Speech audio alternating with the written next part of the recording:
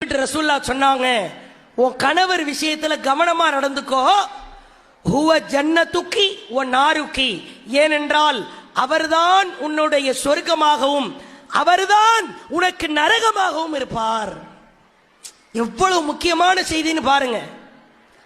கணவரே ஏதாவது குடும்ப விஷயத்திலோ இல்லற விஷயத்திலோ வழி தவற செய்து விட்டாலோ அல்லது நம் மீது ஒரு கோபத்தை ஏற்படுத்துகிற வகையில் நாம் நடந்து கொண்டாலோ அவர் உன்னுடைய நரகமாக மாறிவிடுவார். ஒருவேளை அந்த கணவருடைய குணநலன்கள் இவைகளை எல்லாம் நீ சகித்துக் கொண்டு செல்கிற பொழுது உனக்கு அவர் சொர்க்கமாக இருப்பார். பெண்கள்கிட்ட இருக்கிற மிகப்பெரிய ஒரு மைனஸ் என்னன்னா, எரிஞ்சு எரிஞ்சு விழுறது. புருஷனா இருந்தா, கணவரா இருந்தா, அல்லது மற்ற ஆண்கள், சில பெண்கள் மார்க்க வரம்புகளை எல்லாம் மீறி ஒரு காய்கறி வாங்குறவன் கூட குலைந்து பேசுகிற அவல நிலையை பார்க்கிறோம்.